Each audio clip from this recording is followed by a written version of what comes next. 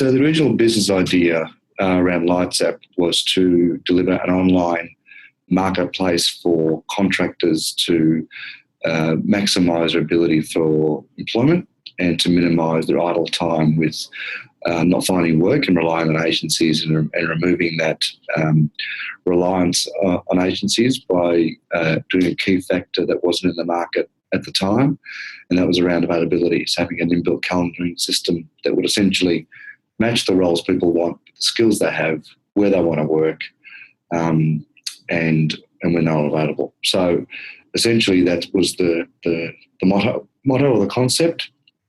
And from there we built in a whole lot of functionality as we went to the market, did the market testing, the research around, okay, what do people want? And then at the same time, it's become quite a competitive space, but still less than 1% of online recruitment is actually done online. So,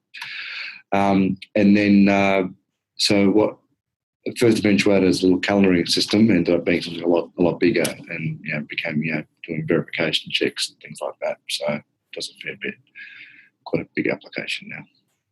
So further to what we originally had in mind, and it was around securing work for the tech sector in particular, and now given the onset of organisations like Expert 360 and Livehire and Hired and Envoy and a whole lot of players, and of course there was the freelancer model as well, which is a jobs board type concept.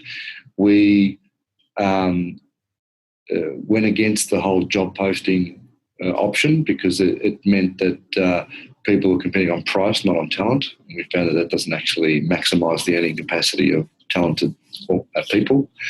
So, but we now have built job posting because it's what people want, but it's actually quite a targeted job posting based on the criteria, their search criteria of the system. So they can either place a targeted invitation to connect for people that met a search criteria, and at the same time they can place a public ad, copy the URL, put it in LinkedIn or put it on Seek, and then we force people to register their profile with LightsApp, and then they, in order to view the ad and to apply for the job. So, and we did that as a way to build up our supply, and it's been quite a challenge with the two-sided marketplace. And you have the companies that want the people first, or you have the people in there, and you have this challenge of not having idle supply with not enough companies, or having too many companies, not enough supply. So, and with the skills shortage, it has its challenges because obviously if agencies can't find people, then that it means that they believe they can go to this oasis pool that they're all there, and they're not. Right? So essentially it's about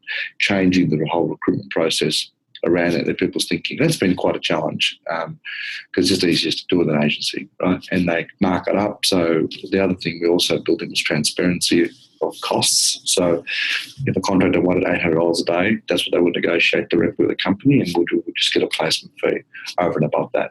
So it wasn't like the contractor didn't think we were taking, $100 a day as agencies do. So quite a compelling value proposition, but a value proposition that many organisations still struggle with making that shift.